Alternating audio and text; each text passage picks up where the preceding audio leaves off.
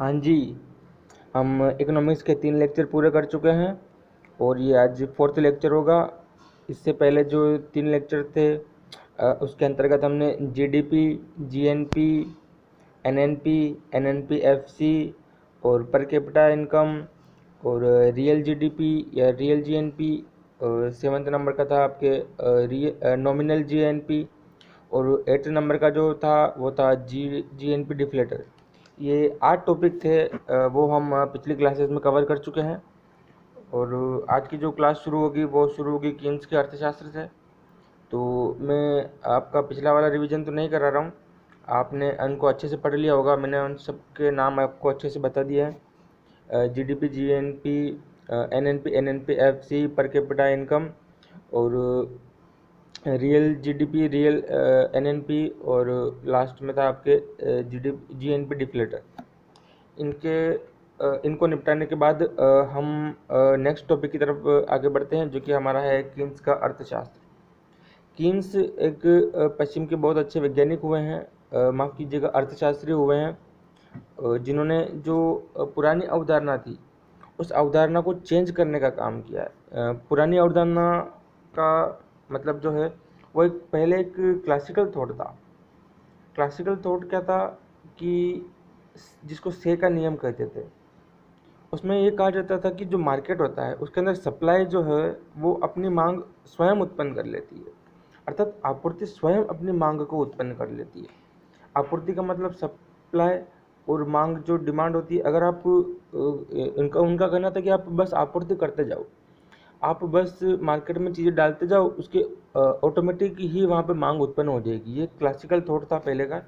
लेकिन जब 1929 में महामंदी आई, महामंदी का दौर आया, तो उस समय इस नियम से कोई भी चीज़ें नहीं चलने लगी, क्योंकि मार्केट में बहुत सी चीज़ें उपलब्ध थी लेकिन उसकी मांग नहीं थी। तो इस से का नियम को खारिज कर दिया गया और फिर एक नए नियम की आवश्यकता पड़ी, जो कि कीन्स महोदय ने दिया। इसी को कीन्स का नियम कहते हैं। कीन्स का पूरा नाम है जॉन मेनार्ड कीन्स। इनकी जो बुक है वो है जनरल थ्योरी। जनरल थ्योरी में इन्होंने अच्छे से समझाया है। हम इनके रूल्स तो पढ़ेंगे ही, लेकिन उससे पहले मैंने थोड़ा सा आपको बैकग्राउंड बताया है कि कीन्स से पहले क्या अवधारणा प्रचलित थी भारत में। कीन्स से पहले जो क्लासिकल अवधारणा थी उसको जो कहा जाता है वो से का नियम कहा जाता है। उसका मतलब मैंने बताया, जैसे कि आपको आपूर्ति स्वयं अपनी मांग उत्पन्न कर लेती है। मतलब आप मार्केट में आपूर्ति करते जाओ, किसी भी चीज़ का प्रोडक्शन करते जाओ। आपको अगर बाइक बेचनी, कार बेचनी, तो आप उसको प्रोडक्ट करते जाओ उसका बहुत सारा और मार्केट में डाल दो, ऑटोमेटिक वो उसकी मांग जनरेट हो जाएगी। लेकिन ऐसा हुआ नहीं था दोस्तों। तो इसलिए नई अवधारणा प्रचलित में आई, जिसका नाम था कीनेसियन इकोनॉमिक्स, कीन्स का अर्थशास्त्र। तो जो कीन्स का अर्थशास्त्र है उसके अंदर एक शब्द आपको ध्यान रखना है, समग्र मांग, एग्रीगेट डिमांड, जो जीडीपी और रोजगार का निर्धारण करती है। कीन्स के अनुसार क्या था कि जो जीडीपी होती है, एग्रीगेट डिमांड जो होती है, उसी के द्वारा एग्रीगेट डिमांड जो होती है, जो मांग होती है, समग्र मांग होती है, उसी के द्वारा जीडीपी और रोजगार का निर्धारण होता है। मतलब अगर मांग ज़्यादा है किसी भी देश में, तो मांग कब ज़्यादा होगी किसी भी देश में? जब उत्पादन कम हो रहा होगा तभी मांग ज़्यादा है। उत्पादन कम क्यों हो रहा होगा? क्योंकि वहाँ पर लेबर कम होगा, या फिर पूंजी की कमी होगी, या फिर पर्याप्त स्तर पर होगा। सब कुछ तेज होने के बाद भी वहाँ पर मांग अगर कम रह रही है, तो ऐसा कहा जा सकता है कि जीडीपी और रोजगार को निर्धारण करने का जो काम होता है वो मांग करता है। अगर मांग अगर अच्छी होगी तो जीडीपी और रोजगार ही बढ़ेगा। अगर मांग अगर कम होगी तो रोजगार और जीडीपी में कमी आएगी ही देश में। जैसे कि इसमें लिखा भी है कि यदि समग्र मांग का स्तर अधिक है, समग्र मांग का स्तर अगर अधिक है, तो जीडीपी और रोजगार का स्तर भी अधिक होगा। क्यों अधिक होगा? अगर 5 कारें चाहिए, 5 कार की, अगर मैं मान लूँ कि 5 कार की डिमांड बहुत ज़्यादा है मार्केट में, तो 5 कार अगर बिकेगी तो देश की जीडीपी बढ़ेगी ही ना। और अगर 5 कार इनका मैन्युफैक्चर हो रहा है तो किसी न किसी रोजगार तो मिला ही होगा ना, किसी न किसी को। तो रोजगार मिला होगा तो इससे क्या, रोजगार भी बढ़ा ही होगा। इसलिए समग्र मांग और जीडीपी का संबंध किससे होता है? एग्रीगेट डिमांड से होता है। यह मानते हुए कि अपनी संभाव्य पोटेंशियल से नीचे कार्य कर रही अर्थव्यवस्था। संभाव्य क्या होता है? कैपेसिटी कहा जाता है इसको। वैसे आपकी कैपेसिटी है 100, हमारी उत्पादन क्षमता है 100, इससे हम अगर नीचे कार्य कर रहे हैं तभी तो डिमांड होगी। अगर हम 100 का हमारी संभाव्य क्षमता है 100 और 100 का ही हम अगर प्रोडक्शन या उत्पादन कर रहे हैं तो फिर किस बात की कमी रहेगी? किसी भी बात की कमी नहीं रहेगी। तो ऐसा होता नहीं है दोस्तों कि आप जितनी भी आपकी संभावना, जितनी भी आपकी कैपेसिटी है उतने फुल कैपेसिटी के साथ आप काम करो। होता यही है कि आप जितनी आपकी कैपेसिटी है उससे नीचे ही काम कर रहे होते हैं। तो उसी के लिए एग्रीगेट डिमांड या जीडीपी या समग्र मांग का शब्द लाया गया। इसी प्रकार यदि समग्र मांग कम हो जाती है तो जीडीपी और रोजगार का स्तर भी कम हो जाता है। एग्जाम्पल वही 5 अगर कारों की मांग अगर कम हो गई है तो देश की जीडीपी तो कम होगी ही, साथ में लोगों के रोजगार के अवसर भी कम मिलेंगे। तो इसलिए संभाव्य समग्र मांग का संबंध अच्छे से याद रखना। यह पहला पॉइंट था कीन्स महोदय ने जो बताया था। कीन्स महोदय का नियम था ये एग्रीगेट डिमांड वाला।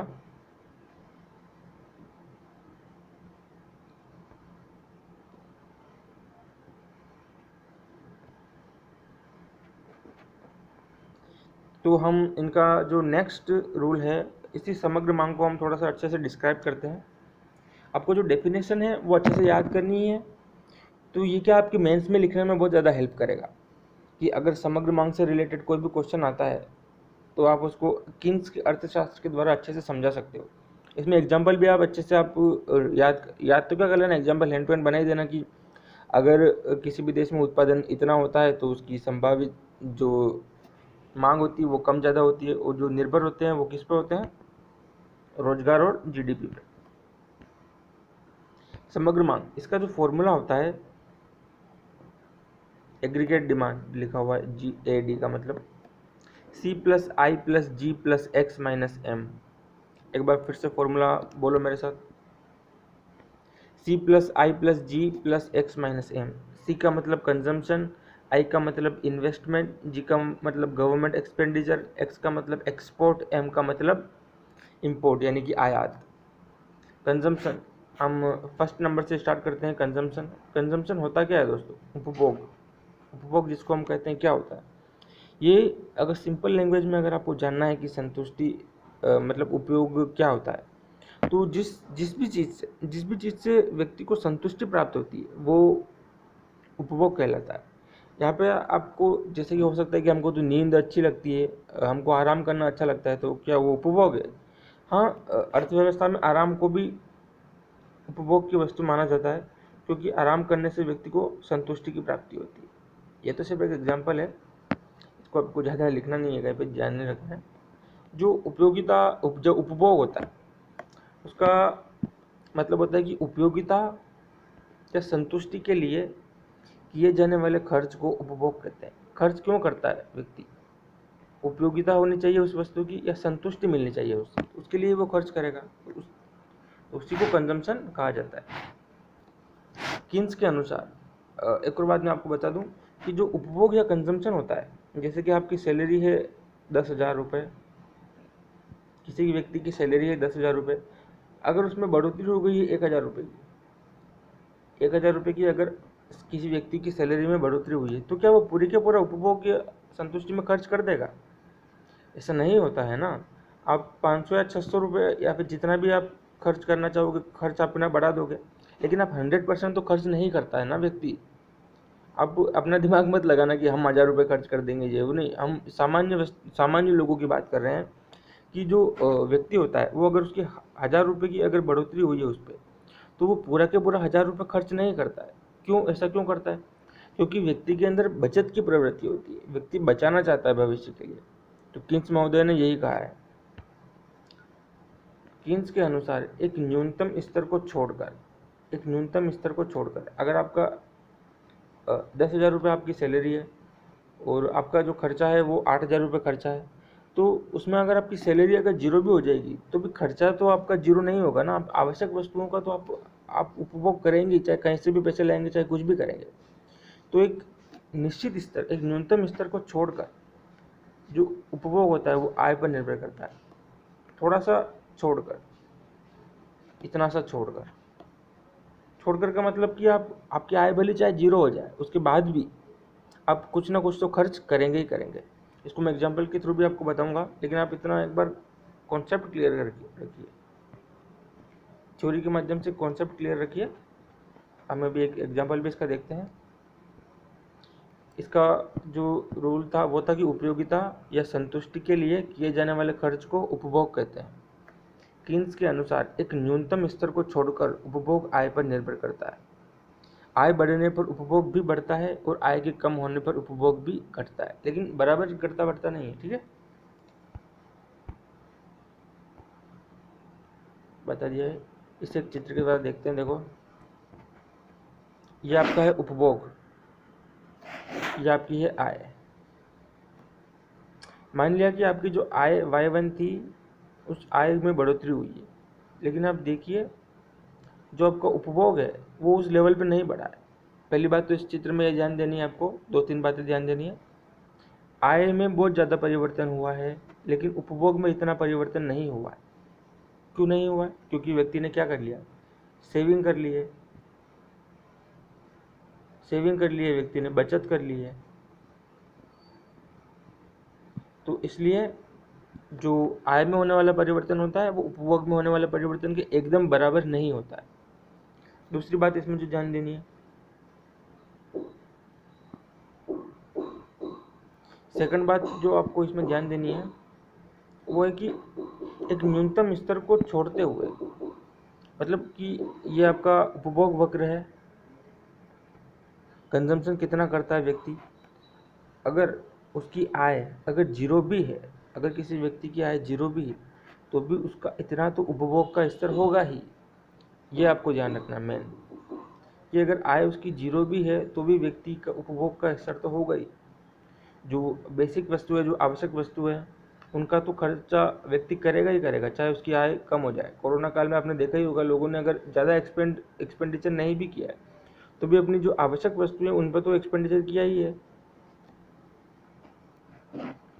ठीक है, तो उपभोग को हमने चित्र के माध्यम से अच्छे से देख लिया। उपयुक्त चित्र से यह पता लगता है कि जीडीपी या आय के शून्य स्तर पर भी उपभोग होता है, लेकिन जैसे जैसे जीडीपी या आय का स्तर बढ़ता है उपभोग भी बढ़ता है। ये इस चित्र के माध्यम से आप देख सकते हैं। यह ध्यान देने योग्य है कि कीन्स द्वारा उपभोग का मनोवैज्ञानिक नियम दिया गया था, जिसमें उन्होंने कहा गया कि आय में परिवर्तन से उपभोग में परिवर्तन होते हैं, लेकिन ये परिवर्तन आय की तुलना में कम होते हैं, जिसका कारण यह होता है कि लोग आय के एक भाग की बचत कर लेते हैं। अगर आपको लैंग्वेज समझ में नहीं भी आ रही है तो आप सिंपल लैंग्वेज में ध्यान रखना कि सैलरी, आय जो बढ़े ही 100 रुपये से बढ़ गई है, लेकिन आपका जो खर्चा होगा वो खर्चा उतना नहीं बढ़ेगा, खर्चा उतना नहीं बढ़ेगा। क्यों? क्योंकि व्यक्ति सेविंग कर लेगा। क्यों? क्योंकि लोग आय के एक भाग की बचत भी कर लेते हैं। ये कीन्स महोदय का नियम है। उसी को थोड़ा सा अच्छी लैंग्वेज में बताया गया है।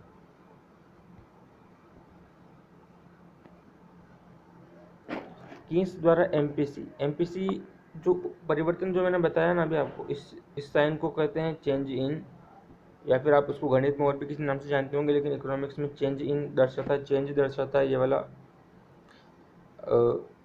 डायग्राम। तो एक मैं आपको शब्द बताता हूँ, MPC, marginal propensity to consume. MPC उपभोग की सीमांत प्रवृत्ति। वैसे सीमांत क्या होता है? एक यूनिट में परिवर्तन, एक इकाई में परिवर्तन, एक इकाई में परिवर्तन करने पर क्या प्रभाव होता है उसको देखा जाता है सीमांत के द्वारा। तो जो मेन बात है वो ये है कि उपभोग की सीमांत प्रवृत्ति यानी कि एमपीसी हमेशा एक से कम होगा।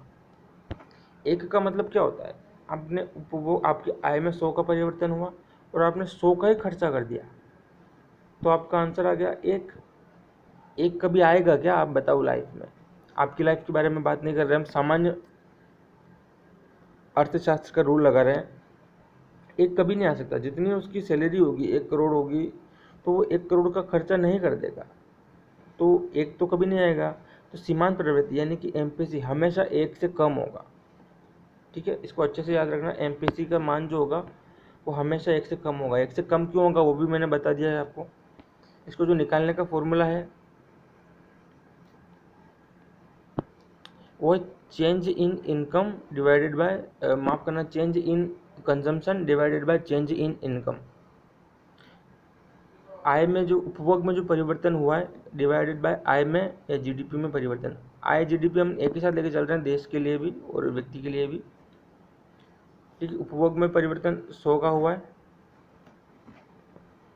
और आय में परिवर्तन 100 का हुआ है। ये होगा नहीं, मैं बता रहा हूँ। तो एक आया, एक तो कभी आएगा ही नहीं, ये ध्यान रखने वाली बात है। हमेशा 1 से कम होगा।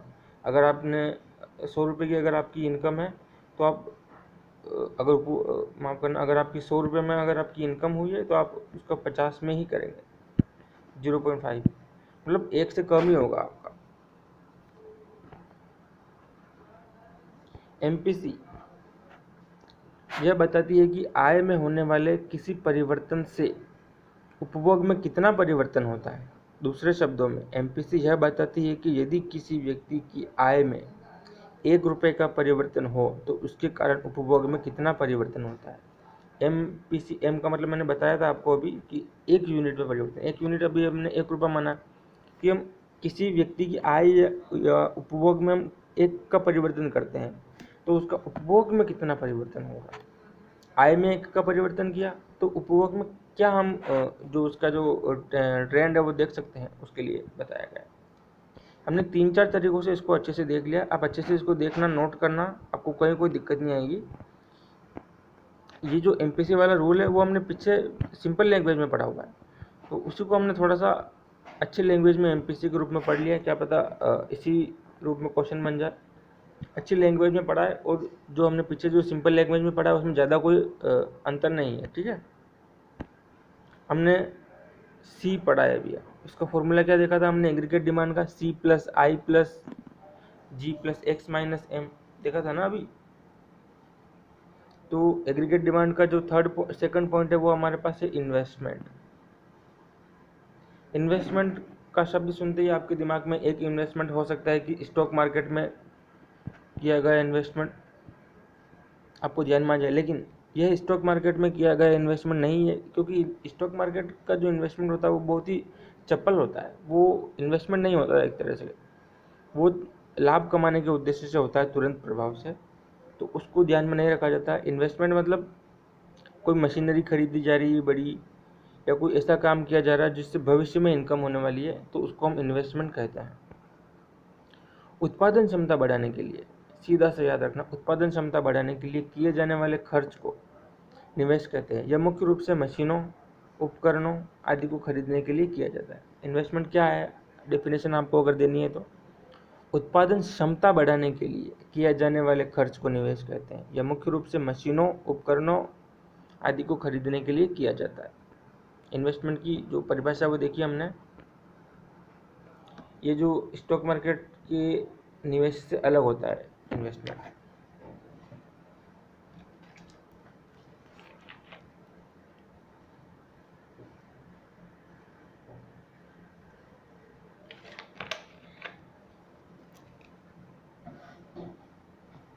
हाँ जी, तो देखते हैं हम किन्स महोदय ने इन्वेस्टमेंट के बारे में क्या कहा है।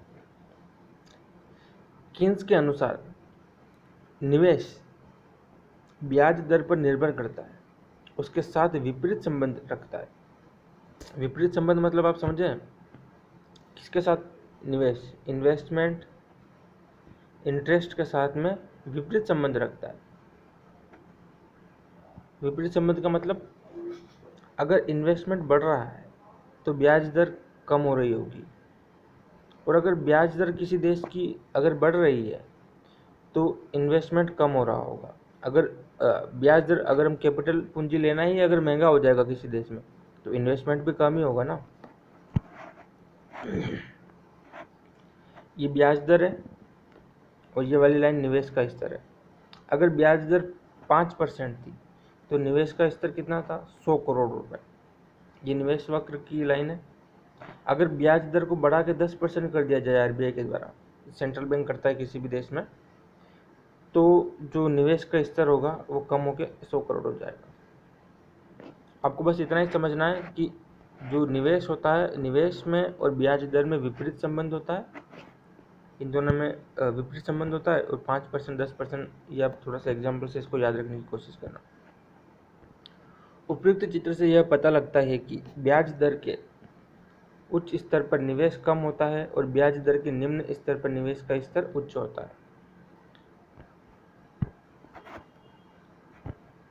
किसी भी निवेश से लोगों द्वारा प्रत्याशित आय का अनुमान लगाया जाता है। यदि ब्याज दर अधिक होगी तो वे निवेश के लिए कम आकर्षित होते हैं, क्योंकि उन्हें ब्याज के रूप में अधिक भुगतान करना पड़ता है। लेकिन यदि ब्याज दर कम हो जाती है तो उन्हें विशुद्ध रूप से अधिक आय मिलने की संभावना लगती है।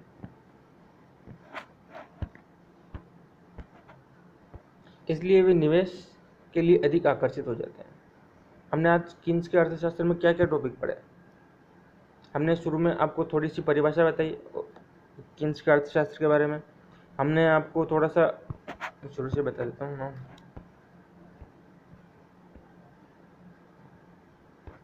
हमने कीन्स के अर्थशास्त्र की परिभाषा डिस्कस करी। जेएम कीन्स के बारे में देखा, इनकी जनरल थ्योरी इनकी बुक्स होती है। एग्रीगेट डिमांड का फॉर्मूला देखा हमने, C+I+G+X-M, ये देखा हमने। इसके अंतर्गत हमने सी को कंप्लीट कर लिया है और हमने आई को कंप्लीट कर लिया है। सी का मतलब कंजम्पशन या उपभोग, उपयोगिता, संतुष्टि के लिए किए जाने वाले खर्च को उपभोग कहते हैं। इसका जो संबंध होता है वो आप अच्छे से ध्यान रखना कि जो आय के बढ़ने पर उपभोग बढ़ता है, आय के कम होने पर उपभोग भी कम होता है। लेकिन एकदम ध्यान रखना कि आय कम है तो भी व्यक्ति उपभोग तो करेगा ही। इसको हमने चित्र के माध्यम से भी अच्छे से देख लिया है। फिर यही जो आपको बताया उपभोग का मनोवैज्ञानिक नियम।